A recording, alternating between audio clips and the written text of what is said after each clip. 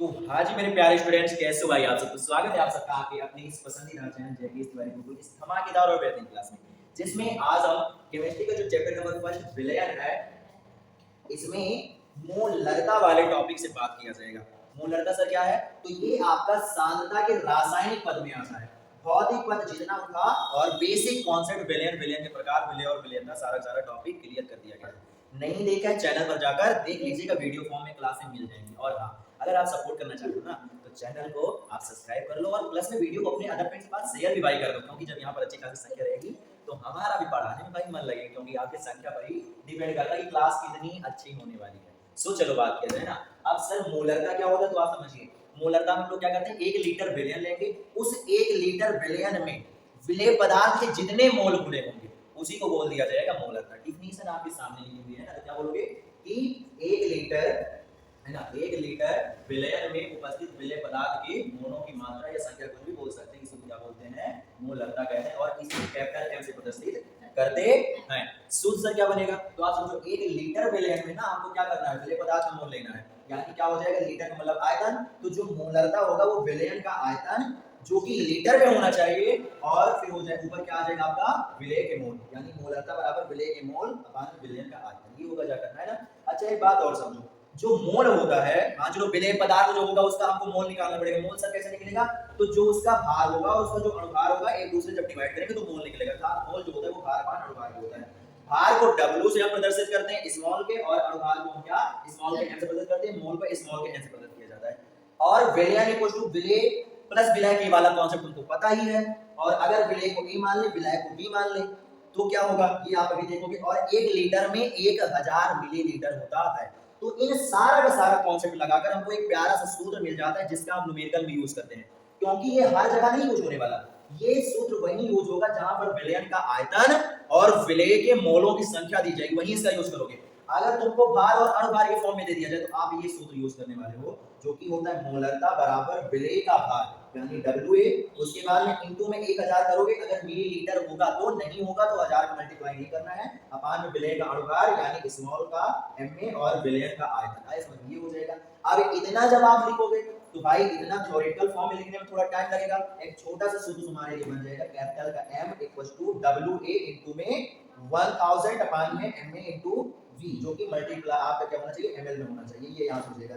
अभी हमने बताया WA का मतलब विलेय का भार, और MA का मतलब क्या हो जाएगा, विलेय का अणुभार, है ना। V क्या है, विलयन का आयतन, और M क्या है आपकी मोलरता। और जब मिलीलीटर में होगा तब 1000 का मल्टीप्लाई करना, नहीं तो 1000 का मल्टीप्लाई नहीं करना, ये आप याद रखिएगा, है ना। ये हो गया जाकर। उसके बाद में आप समझो क्या दिया गया है, SI मात्रक।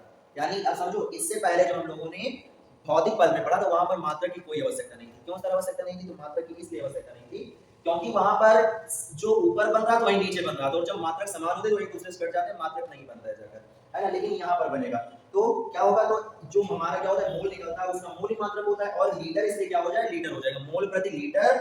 और या इसको हिंदी में लिखोगे तो ऐसे लिखोगे, और इंग्लिश लिखोगे तो MOL मोल प्रति लीटर हो जाएगा। या आप केवल कैपिटल का M लिख सकते हो, जिसका मतलब होता है मोलर। कैपिटल का M का मतलब मोलर। कैसे सर मिलेगा? तो इस फॉर्म में मिलेगा, समझने की कोशिश करो। अभी जो डिफिनेशन हमने बताया सूत्र का, ये हम प्रयोग करने वाले हैं, लेकिन जो आंसर आए उसका मतलब क्या होता है समझो। जैसे तुमको दे दिया जाए आपको 5m, 5m का मतलब क्या होगा सर, 5 मोलर। मोलर मोलरता है ना, तो मोलर आप बोलोगे तो 5m यानी 5 मोलर। तो इसका मतलब ये हुआ जाकर कि भाई 1 लीटर विलयन है, उसमें विलेय पदार्थ के 5 मोल घुले हैं।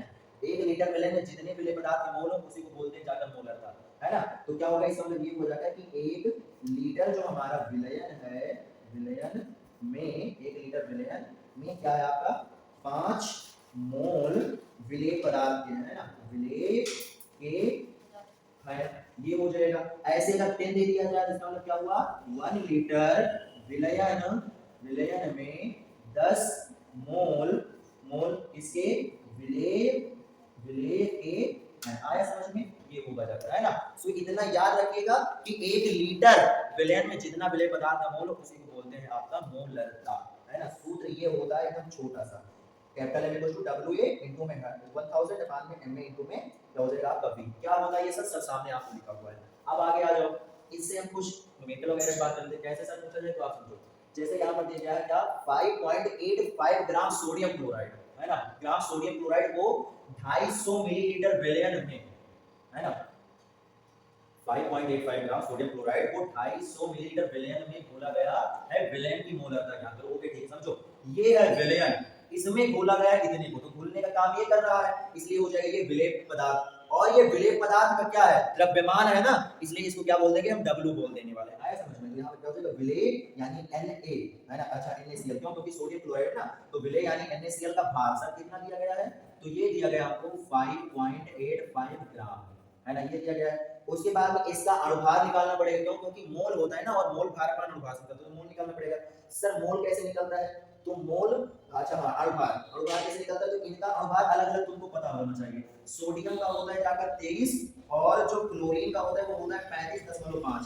तो इन दोनों को जब जोड़ लोगे तो तुमको क्या होगा, सोडियम क्लोराइड का पता चल जाएगा। अर्थात दोनों को जोड़ लो तो 35.5 और प्लस में जो 23 होगा वो क्या हो जाएगा आपका 58.5 हो जाने वाला है। इसका कोई मात्रक नहीं होता है ना, तो ये हो जाएगा अगर आपका 58.5 आएगा। ओके ठीक है। विलयन का आयतन कितना विलयन है सर, तो 250 मिलीलीटर है ml है ना। अब समझो मिलीलीटर इसका मतलब 1000 का हमको मल्टीप्लाई करना पड़ेगा, क्या निकालना है, मोलता यानी कैपिटल का m, सूत्र तुमको पता है कैपिटल का m WA इनटू में 1000 अपान में क्या हो जाएगा ma इनटू में आपका v यानी विलयन का आपका जो आयतन है। अब यहीं पर आप मान रखो तो क्या हो जाएगा m WA यानी कि आपका भार 5.85 इनटू में 1000 आप करोगे, उसके बाद में क्या हो जाएगा ma यानी अणुभार अर्थात 58.5 गुणे में क्या हो जाएगा 250 होगा जाकर है ना। ये हो गया। अब इसको सॉल्व कैसे करो समझो, अगर हम यहाँ क्या है आप समझो, अगर हम यहाँ पर जीरो लगा दें, जीरो अगर हम यहाँ पर लगा दें तो क्या होगा, 2 अंक का दशमलव ऊपर हो गया, 2 अंक का दशमलव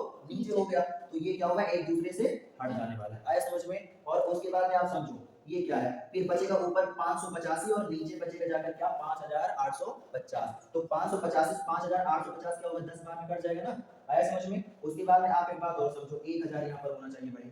आप एक बात और समझो, इस जीरो से ये जीरो काट दो और इस 10 से एक जीरो ये काट दो, ऊपर से कितना बचा 10 और नीचे बचा कितना 25। इसको आप डिवाइड करोगे तो m बराबर क्या हो जाएगा 10 अपान में क्या होगा 25। सो समझने की कोशिश कीजिएगा, तो यहाँ पर क्या हो जाएगा, पहले जीरो बार ले जाओ है ना, 25 जमा जीरो, उसके बाद 10 में लगाओगे 1000 हो जाएगा, 25 चौका 100, इतना ही तो मिलेगा भाई। 25 जमा जीरो, उसके बाद 10 में लगाओगे तो ये क्या हो जाएगा 100 हो जाएगा, जीरो बढ़ जाएगा और 25 चौका 100 0.4 आने वाला है। तो यहाँ से जो m का मान हो जाएगा वो क्या हो जाएगा आपका 0.4। चाहे आप मोल प्रति लीटर आप इंग्लिश में लिखो या हिंदी में लिखो या केवल इसके लिए कैपिटल का m लिख सकते हो, ये आपका आंसर हो जाने वाला है। बताओ आया समझ में कि नहीं? ऐसे सॉल्व होता है, इतना ही आएगा ना, इतना ही आने वाला है। आगे आ जाओ आप, ये यहाँ पर इस वाले को आप सॉल्व कर लीजिएगा, इस वाले को सॉल्व कर लीजिए। तुमको देखो हम थोड़ा बता दे रहे हैं क्या है, उस विलयन की मोलरता की गणना कीजिए जिसमें 5 ग्राम सोडियम हाइड्रोक्साइड 400 मिलीलीटर विलयन में घुला है, यानी ये क्या है विलयन का आयतन अर्थात V हो जाएगा, और ये क्या है विलेय पदार्थ का भार यानी WA हो जाएगा, अणुभार यानी WMA। आप क्या करना है, याद करना है, सोडियम हाइड्रोक्साइड का सूत्र होता है NaOH होता है ना। सोडियम का हो जाता है सर 23 है ना, ऑक्सीजन का होता है कितना 8 दूनी 16, 8 दूनी कितना हो जाएगा 16 हो जाएगा, और प्लस में हाइड्रोजन का होता है 1। इसको आप ऐड कर लो तो इसका क्या होगा अणुभार मिल जाएगा जाकर है ना, भार हमको पता ही है, ये हो गया इसका आयतन, और फिर आप सूत्र लगा दोगे। हमको मोलरता निकालना है ना, तो मोलरता क्या होता है आपका कैपिटल का m इक्वल टू WA यानी विलेय का भार इनटू में 1000 अगर ml में आपको दिया गया आयतन तो, और उसके बाद में ma यानी इसका क्या हो जाएगा विलेय का अणुभार, और इनटू में क्या हो जाएगा मिलीलीटर में विलयन का आयतन। इसी सूत्र पर अप्लाई कर दीजिएगा।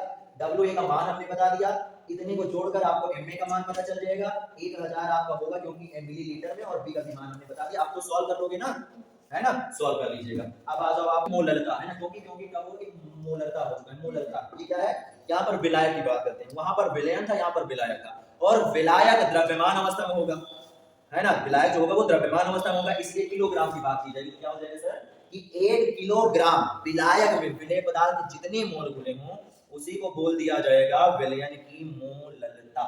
वहां पर मोलरता है रा है और यहाँ पर ला है, मोलरता है ना। तो क्या होना चाहिए सर 1 किलोग्राम विलायक में उपस्थित विलेय पदार्थ के मोलों की मात्रा या संख्या कुछ भी आप बोल सकते हो, इसी को मोलरता कहते हैं। इसको स्मॉल m से बदल दिया जाता है, उसको कैपिटल m इसको स्मॉल m। अब कॉन्सेप्ट वही सारा लगेगा भाई, मोल भार अपान अणुभार से निकलेगा। विलयन हमारा विलेय प्लस विलायक के होता है, और 1 किलोग्राम 1000 ग्राम के होता है। तो अगर आपको ग्राम में दिया गया है पहले नंबर, ये सूत्र देख लेते हैं ना, तो क्या होगा विलेय के मोल आपका विलायक के द्रव्यमान में उपस्थित होनी चाहिए जो कि किलोग्राम में होना चाहिए, आप ध्यान रखोगे। तो ये सूत्र हो जाएगा क्या, मोललता यानी कि स्मॉल m इक्वल टू विलेय के मोल अपान में विलायक का द्रव्यमान। ये सूत्र तब अप्लाई करोगे जब केवल विलायक का द्रव्यमान और विलेय पदार्थ का मोल दिया जाए तब, और अगर इस फॉर्मेट में यानी भार और अणुभार के फॉर्म में दे दिया जाए तो ये वाला आप अप्लाई करोगे, है ना। तो सर मोल हो जाएगा भार अपान में अणुभार, अब विलेय का निकालना इसलिए WA और क्या हो जाएगा MA हो जाएगा, ग्राम में रहेगा तो 1000 का मल्टीप्लाई कर दीजिएगा और विलायक का द्रव्यमान रख दीजिएगा जो कि ग्राम में होना चाहिए, तभी 1000 का होगा, ग्राम में नहीं होगा तो 1000 नहीं करना है मल्टीप्लाई, है ना। सो ये बन जाएगा सूत्र आपका मोललता यानी कि स्मॉल m इक्वल टू विलेय का भार यानी कि MA इनटू में 1000 WA इनटू में 1000 और विलेय का अणुभार यानी MA और इनटू में विलायक का द्रव्यमान यानी WB ग्राम में होना चाहिए। अब इतना लिखोगे भाई टाइम लगेगा तुमको, ये छोटा सा सूत्र याद रखिएगा, है ना। स्मॉल का m equal to WA into में 1000 अपान में MA इनटू में आपका WB और ये हो जाएगा ग्राम में। WB का मतलब विलायक का भार या द्रव्यमान, कुछ भी आप बोल सकते हो क्योंकि विलायक भी है ना जाकर। सो ये आपका हो जाने वाला है। सर इसका क्या होगा मात्रक, तो जैसे उसमें लीटर अपान में आता तो मोल प्रति लीटर बोल रहे थे, यहाँ पर किलोग्राम आ रहा है इसलिए मोल प्रति किलोग्राम बोलेंगे। हिंदी में आप ऐसे लिखोगे, इंग्लिश में ऐसे, और जैसे वहां पर कैपिटल M यूज करते थे वैसे यहाँ पर सिंगल आप स्मॉल का M भी यूज कर सकते हो। कैपिटल M का मतलब मोलर और स्मॉल m का मतलब मोलर, है ना। अब सर अगर इस फॉर्मेट में दिया गया यानी हमको 5m दे दिया जाए, 1 किलोग्राम विलायक है, 1 किलोग्राम विलायक, विलायक इसमें जो विलेय है ना, 1 किलोग्राम विलायक में जो विलेय है, विलेय के आपके क्या 5 मोल बस, विलेय के 5 मोल है, ये हो जाएगा आपका। ऐसे नीचे कर ले ले तो 1 किलोग्राम विलायक, विलायक में क्या विलेय के कितने 10 मोल, 10 मोल है, ये हो जाने वाला है ना। तो ये हो गया पूरा पूरा कॉन्सेप्ट। अब न्यूमेरिकल की हम बात कर लें तो आप देख लीजिए यहाँ पर विलायक की बात की जाएगी ना, क्या दिया गया है 11.7 ग्राम सोडियम क्लोराइड को 500 ग्राम जल में घोला गया, समझो इसमें घोला जा रहा है इसको, तो जिसमें घोलते हैं उसको क्या बोलते हैं, विलायक बोल देते हैं। और ये क्या है सर, तो ये आपका ग्राम यानी द्रव्यमान अर्थात विलायक मतलब V और इसका भार यानी WB, है ना। तो WB का मान क्या हो जाएगा, WB अर्थात विलायक का द्रव्यमान कितना दिया गया है 500 ग्राम दिया गया है, और 11.7 ग्राम सोडियम क्लोराइड को घोला जाता है, तो ये घुलने का काम कर रहा है अर्थात विलेय, और विलेय को सर इससे ए से बदल करते हैं और ये ग्राम यानी द्रव्यमान है, इसलिए ये क्या हो जाएगा WA, और WA सर क्या दिखा दिया गया, तो ये दिया गया ना विलेय यानी NaCl का भार कितना सर हो जाएगा 11.7 ग्राम। आया समझ में। और भार निकालोगे वही सेम का सेम प्रोसेसिंग, है ना। इसका 23, इसका क्या हो जाएगा 35.5, है ना, इसका हो जाएगा 35.5। तो आप जब ऐड करोगे तो कितना बन जाएगा 58.5। आया समझ में। अब हमको सब कुछ पता हो गया ना, WB पता हो गया और MA पता हो गया और WA पता हो गया, है ना। और उसके बाद में सब तो पता है, बस आप लगा दो।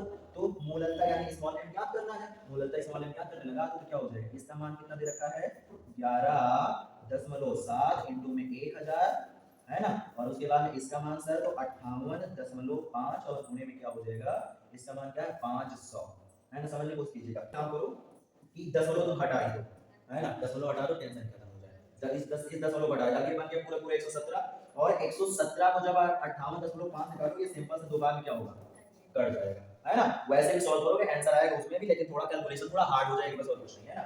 अब आप समझो ये 500 गुना क्या हो जाएगा आपका 1000 और 2 गुना कितना आ जाएगा आपका 4, यानी स्मॉल का m बराबर क्या हो जाएगा 4 स्मॉल m यानी मोलर आ जाने वाला है। ये आंसर हो जाएगा 0.4। उस तरीके से आगे सर केवल 4 आया बस, है ना। ये हो गया। जाकर आगे आ जाओ, ये वाला जो है इसको आप सॉल्व कर लीजिएगा। सल्फ्यूरिक अम्ल दिया गया है ना, इतने सल्फ्यूरिक अम्ल को इतने ग्राम जल में घोला गया है, तो ये विलायक का क्या है द्रव्यमान है यानी WB, और ये विलेय का द्रव्यमान यानी WA दिया गया है ना, ये दिया गया है। उसके बाद में हमको क्या MA भी तो पता होना चाहिए ना, स्मॉल का MA पता होना चाहिए, तो सल्फ्यूरिक H2SO4 होता है, जाकर H2SO4 होता है ना।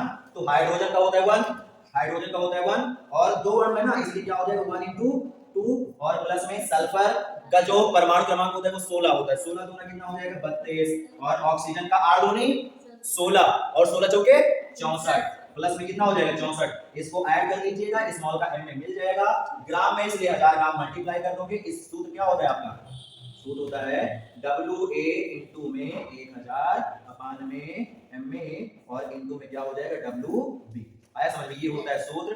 WB का मान हमने तुमको बता दिया और उसके बाद में WA का मान हमने बता दिया, स्मॉल m का हमने मान बता दिया। आप अब इससे सॉल्व कर लीजिए, आगे आ जाओ मोल प्रभाव पर। अब ये मोल प्रभाव से कॉन्सेप्ट देकर तुम लोगों का हाल बेहाल हो जाएगा। क्यों? क्योंकि इसमें बहुत सारे सूत्र अप्लाई होते हैं।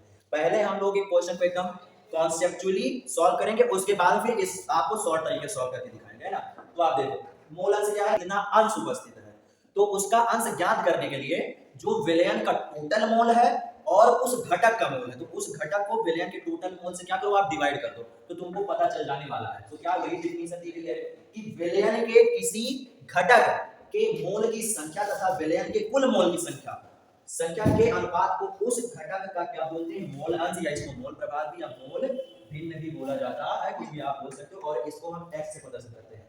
क्या आपने बताया, अलग अलग घटक, घटक क्या है, जो विलयन में पदार्थ उपस्थित है उनको घटक बोलते हैं। अलग अलग घटक का तुमको निकालने के लिए मोल अंश, उस विलयन का जिस घटक का तुम बात कर रहे हो उस घटक का तुमको मोल पता होना चाहिए और विलयन का टोटल मोल पता होना चाहिए। तो घटक के मोल को विलयन के टोटल मोल से तुम क्या करोगे, डिवाइड करोगे, तो क्या होगा, उस घटक का मोल अंश पता हो जाएगा। जैसे मान लो हम एक द्विअंकी विलयन लेते हैं, द्विअंकी विलयन मतलब दो पदार्थ होना चाहिए, तो मान लिया एक ए पदार्थ और एक बी पदार्थ, ये क्या है, इसमें खुले हुए हैं। तो अगर एक तत्व का मोल अंश ज्ञात करना है, अर्थात ए का मोल अंश ज्ञात करना, तो हमको ए का मोल पता होना चाहिए और विलयन का टोटल मोल अर्थात ए और बी का दोनों मोल पता होना चाहिए। इसको जब डिवाइड करेंगे तो हमको क्या होगा, ए का मोल अंश पता हो जाएगा।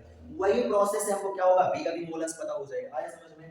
अब आपको पता है जो मोल होता है वो भाई भार अपान अनुभार की, कई बार तो भी बताया, दो तीन बार, है ना। मोल भार अपान अनुभार से निकलेगा। तो जो छोटा सा सूत्र हमारा बनेगा वो XA, x का मतलब क्या हो जाएगा, मोल अंश, a मतलब a, यानी x अर्थात a का मोल अंश वो Na, यानी n का मोल और अपान में Na प्लस Nb का मोल, यानी विलयन का टोटल मोल हमको पता होना चाहिए। तो ये हमारा छोटा सा सूत्र हो गया, और ऐसे ही आप बी वाले के लिए अप्लाई कर सकते हो। अच्छा एक बात और समझो, नोट पॉइंट में तुमको याद रखना है कि विलयन के जितने अवयव हैं यानी कि घटक हैं, उन सबका जो मूल अंश होगा उसका अगर योग करेंगे तो हमको 1 मिलेगा।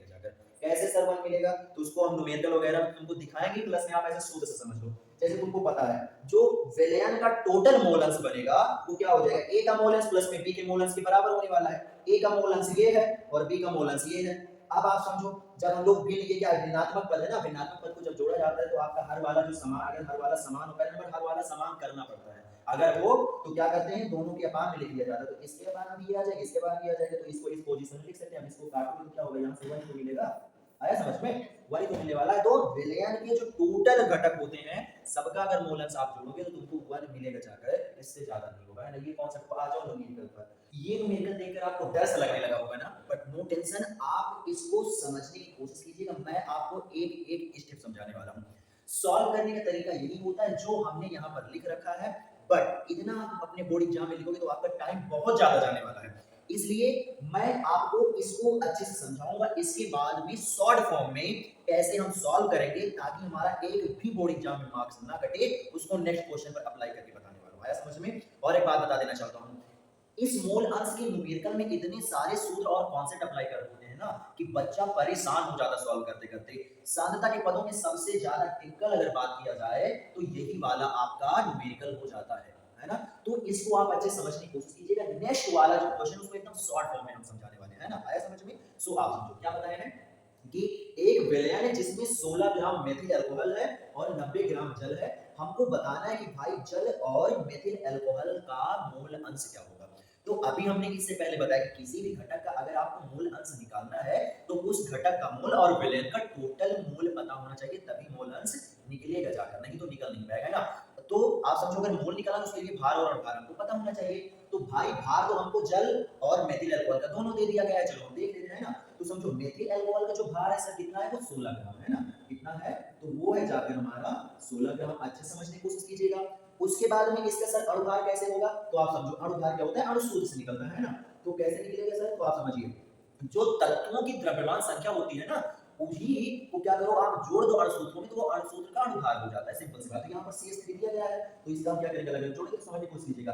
कार्बन का जो परमाणु क्रमांक होता है 6, और अगर परमाणु क्रमांक सम संख्या तो उसका 2 गुना कर दो, आपको परमाणु भार मिल जाएगा। तो क्या हो जाएगा, 6 दूनी 12, कार्बन का 12 हो जाने वाला है, प्लस हाइड्रोजन का होता है 1 और 3 अणु है, इसलिए क्या हो जाएगा 1 into 3 कर देंगे। उसके बाद प्लस ऑक्सीजन का परमाणु क्रमांक 8 है ना, तो 8 दूनी कितना हो जाएगा यहाँ पर 16 और प्लस में हाइड्रोजन का 1 हो जाने वाला है। बताओ इतना क्लियर है। अब आप समझने की कोशिश कीजिए। यहाँ से आएगा 3 है ना, यहाँ से आएगा 3 और 3 है 4 है ना, और 12 4 कितना हो जाएगा 16 और 16 दूना 32, यानी इस CH3 का टोटल जो अनुभार है वो सर कितना आ जाएगा, तो वो आ जाएगा आपका जाकर 32 है ना, और अणुभार का कोई मात्रक नहीं होता है। ओके, ये हो गया। उसके बाद सर जल का भार कितना है, तो इन्होंने 90 ग्राम दे रखा है। अच्छे समझने की कोशिश कीजिएगा, नहीं तो समझ में नहीं आएगा, फिर से बता रहे हैं क्योंकि बहुत ज्यादा बड़ा कॉन्सेप्ट है। उसके बाद सर अणुभार को आप समझो, हाइड्रोजन के 2 अणु हैं तो 2 एक कम 2, क्योंकि हाइड्रोजन का अणुभार 1 होता है, 2 एक कम 2, और 8 दूनी 16 ऑक्सीजन का, यानी 16 तो कितना हो जाएगा सर 18 हो जाने वाला है। तो जो जल का अणुभार होगा उसका कितना होगा 18 होगा। हमको क्या करना है, जल और मेथिल अल्कोहल का क्या करना है, मोल अंश ज्ञात करना है। तो पहले तो मोल पता होना चाहिए।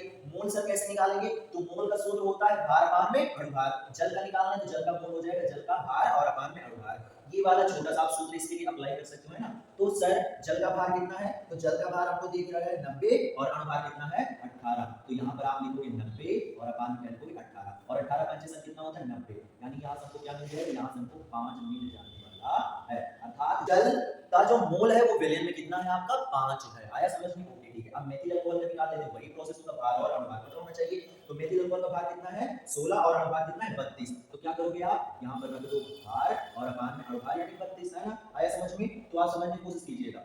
क्या होगा 16 कम 16 और 16 गुना 32, कितना आ गया 1/2 आ गया। इस 1/2 को जब काटोगे तो 0.5 आएगा, यानी इस मेथिल अल्कोहल के जो मोल आ जाएंगे वो सब कितने आएंगे, वो आ जाएंगे 0.5। तो ये अलग-अलग हमका इन घटकों का मोल पता चल गया। सर विलयन का टोटल मोल कैसे पता चलेगा, तो इन दोनों घटकों का आप मोल जोड़ दीजिए, यानी क्या हो जाएगा, जल का मोल सर कितना है, तो जल का मोल दिया गया 5 और मेथिल अल्कोहल जो हमारा है वो कितना है 0.5। इसको जब जोड़ोगे तो क्या हो जाएगा 5.5 आ जाने वाला है, यानी ये जल का टोटल मोल हो गया। फिर से एक बात बताना चाहेंगे, मोल का कोई मात्रक नहीं होता है। क्यों सर, क्योंकि भार और अणुभार दोनों लगभग एक ही राशि हैं, है ना, इसलिए इसका मात्रक कोई भी नहीं होता है। और जब राशि समान होती है तो मात्रक नहीं लिखा जाता, क्योंकि मात्रक क्या होता है एक दूसरे से कट जाता है। ओके, आया समझ में। तो अभी तक हमको क्या घटकों का मोल और विलयन का टोटल मोल पता चल गया। अब हम यहाँ से मोल अंश निकाल सकते हैं। तो सर मोल अंश का जो सूत्र होता है वो क्या होता है, तो वो घटक का मोल और अपान में विलयन का टोटल मोल, है ना। तो घटक का मोल मेथिल अल्कोहल का निकालेंगे तो सर कितना दिया गया है,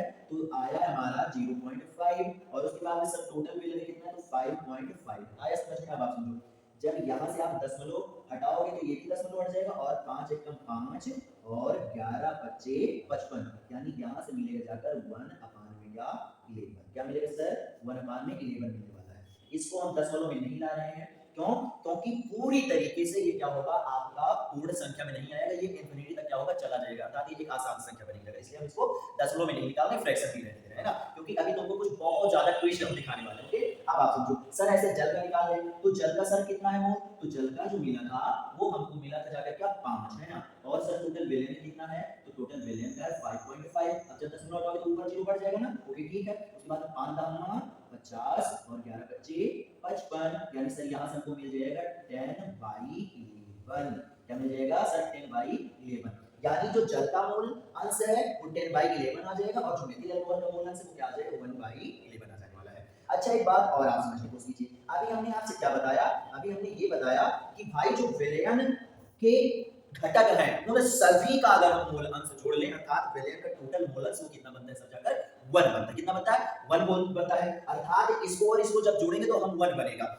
अगर आपको अपना आंसर चेक करना है कि हमने एकदम सही किया है या गलत किया है, तो उसके लिए जितना आपने घटकों का मोल अंश निकाला है ना, सबको अगर जोड़ लोगे आप तो 1 मिल जाएगा, जिसका मतलब आपने जो आंसर निकाला एकदम सही निकालना है। कैसे आंसर अगर चेक करना है तो भाई वो जोड़ लो, देख लो 1 आ जाएगा, है ना। तो भाई क्या जो टोटल विलयन का मोल अंश होगा वो x बराबर होगा इसके जल के मोल अंश के, और हमारा क्या मेथिल अल्कोहल के मोल अंश के, है ना। तो जल का मोल अंश सर आया है जाकर हमारा कितना 10/11, ओके, और उसके बाद 1/11। अब आपको पता है भिन्न में जब संख्याएं समान होती हैं तो हम क्या करते हैं, दोनों संख्याओं के बाद में 1 लिख लेते हैं। तो जब 10 + 1/11 लिखेंगे तो 10 और 1 जोड़कर 11 मिलेगा। सो इस तरीके से यहाँ जब सॉल्व किया जाएगा तो हमको मिलेगा क्या 11/11, और फिर क्या होगा हमको x का मान 1 मिल जाने वाला है। क्या x का मान 1 मिल जाएगा, अर्थात विलयन का जो टोटल मोल अंश वो सर कितना है 1 है। बताओ इतना आया समझ में, है ना। तो कॉन्सेप्ट तो यही है सॉल्व करने का, कॉन्सेप्ट यही है, बट इतना आप लिखोगे तो आपको क्या होगा बड़ा टाइम लगेगा बोर्ड एग्जाम में। अब आपको शॉर्ट फॉर्म में सॉल्व करना सिखा रहे हैं, तो आप समझिए, है ना। यहाँ पर क्या है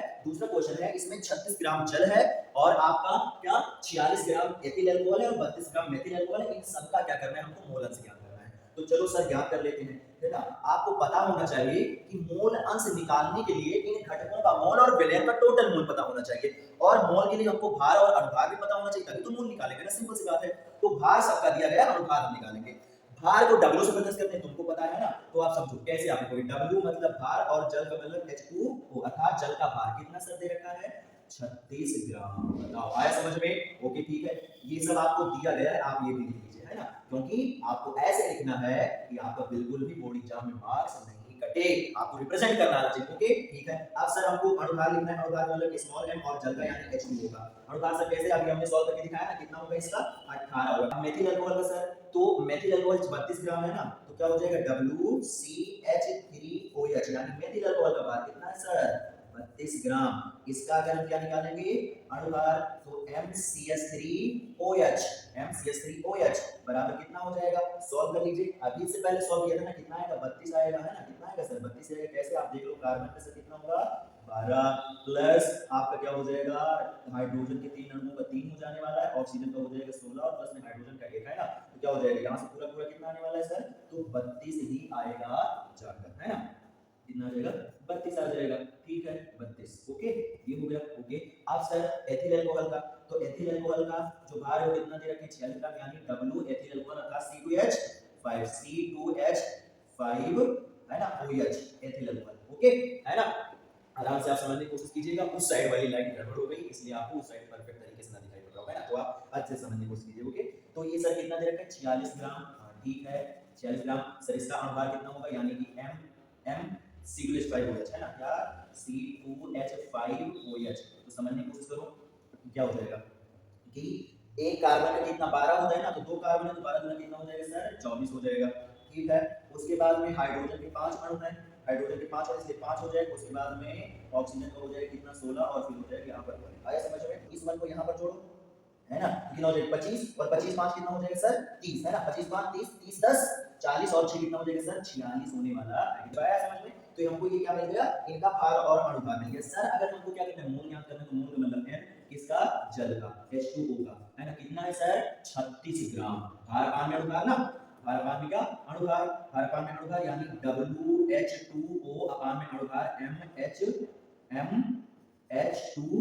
ना। WH2 कितना दिया है 36 और MH2 कितना दिया है 18, तो यहाँ से आ जाएगा 36 अपान में सर 18, 18 दूना 36 कितना आ जाएगा सर जाकर यहाँ से जो जल का मोल आ जाएगा वो 2 आ जाने वाला है। ठीक है ओके अब आप इसका निकाल लो मेथिल अल्कोहल का, है ना, CH3OH, ये भी क्या हो जाएगा भार अपान में अणुभार यानी WCH3OH और अपान में MCH3OH। आया समझ में? ये कितना दिया गया सर, तो ये दिया गया 32 और इसका अणुभार भी 32 आया है, अर्थात ऊपर भी 32 और नीचे भी 32। ये क्या हो जाएगा कट के यहाँ से कितना हो जाएगा 1। कितने मोल है सर 1 मोल है। ओके ऐसे आप क्या करो एथिल अल्कोहल का मोल निकाल लो, है ना, एथिल अल्कोहल का यानी C2H5OH, है ना। सर क्या हो जाएगा भार अपान में अणुभार यानी WC2H5OH और अपान में MC2H5OH।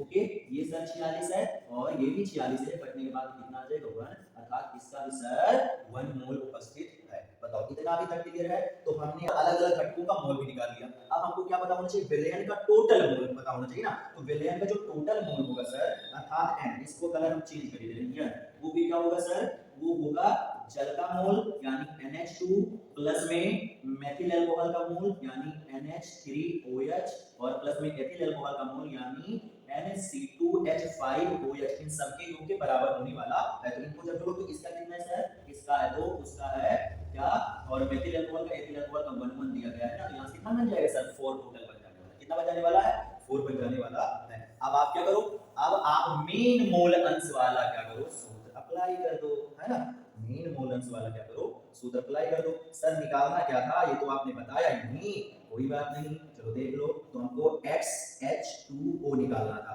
यानी जल का मोल अंश और CH3OH यानी मेथिल अल्कोहल का और C2H5 XC2H5 यानी एथिल अल्कोहल का मोल अंश, ये हमको क्या करना था ज्ञात करना था। चलो सर सूत्र सर हमको पता है, क्या पता है, तो आप समझने की कोशिश करो। यहाँ पर हम साइड में कर रहे हैं सर सूत्र क्या होता है, तो जिसका मोल अंश निकालना है, जैसे हमको मान लो जल का निकालना है ना, तो उसका मोल अर्थात NH2O और विलयन का टोटल मोल यानी n हमको पता होना चाहिए। तो सर हमको तो मान लो लगभग पता ही है ना, क्यों, क्योंकि जल का मोल कितना है 2 और टोटल विलयन का मोल कितना है 4, है ना, तो क्या हो जाएगा यहाँ से 2 अपान में क्या आ जाएगा 4। आया समझ में? इसको हम डायरेक्ट आगे दे रहे हैं, तो क्या हो जाएगा 4 ग्राम 0.4 कितना आ जाएगा 20, यानी यहाँ सर कितना बनेगा, तो यहाँ से हमारा बनेगा जाकर क्या 0.5, कितना बनेगा जाकर सर 0.5 बनने वाला है। इसका आंसर हो गया। ओके ठीक है।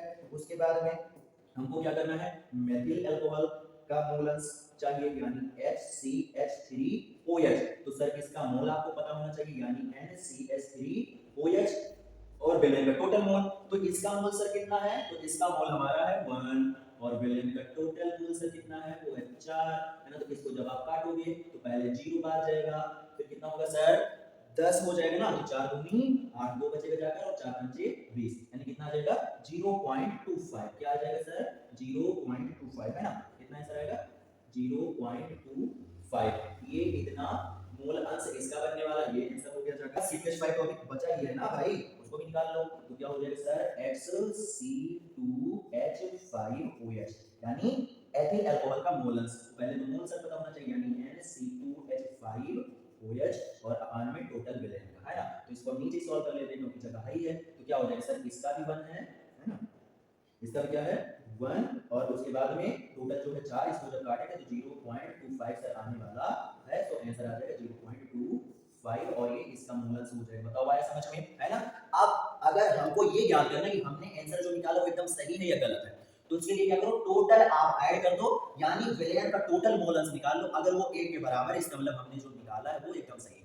आया समझ में। तो चलो इसको भी देख लो, है ना। तो विलेन का टोटल मोल अंश क्या होगा, वो x होगा, है ना, और वो बराबर होगा किसके, जल के मोल अंश और एथिल अल्कोहल के मोल अंश और मेथिल अल्कोहल के मोल अंश के। यानी जल का है कितना 0.5 और प्लस में 0.25 और प्लस में कितना आ जाएगा 0.25। अब आप समझने की कोशिश करो, 0.25 का मतलब क्या होगा 1/4, है ना। तो 1/4 जब आप जोड़ोगे तो क्या हो जाएगा 1/2, यानी आधा आ जाएगा। और 0.5 का मतलब ये तो क्या होता है 1/2, यानी आधा ही होता है, और आधा आधा जोड़ कितना हो जाता है 1 हो जाता है। आप जोड़ लो तो यहाँ से क्या मिलेगा तुमको 1 ही मिलेगा जाकर, यानी हमने जो करा है क्वेश्चन का सॉल्यूशन, जो आंसर निकाला वो एकदम परफेक्ट निकाला है। बताओ आया समझ में, आया समझ में, है ना। सो ये होता है मोल अंश के क्वेश्चन का सॉल्यूशन। ये हमने आपको एकदम सिस्टमैटिक ढंग से सॉल्व करके दिखाया है और ये हमने तुमको शॉर्ट फॉर्म में सॉल्व करके दिखाया है। लेकिन ये भी पूरी तरीके से सॉल्यूशन ही है, केवल इसमें शब्दों में नहीं लिखा गया, वर्डों में हमने शॉर्ट फॉर्म में लिखकर सॉल्व कर लिया। तो ऐसे भी आप सॉल्व करोगे तुमको पूरा पूरा मार्क्स मिलेगा, हम गारंटी देते हैं। आया समझ में, कोई काटेगा नहीं मार्क्स। तो आपको ऐसे सॉल्व करना है, क्योंकि वो जब आप सॉल्व करोगे तो उसमें बहुत ज्यादा टाइम लगेगा। बताओ आया समझ में। सो आशा करते हैं कि क्लास आपको बहुत अच्छी लगी होगी और आज की क्लास यहीं तक रखेंगे और फिर मिलेंगे हम आपको नए क्लास में इसके आगे वाले टॉपिक के साथ। और कमेंट करके बताइए क्लास आपको कैसी लगी। ओके, ऐसा समझ में। सो बाय बाय स्टूडेंट।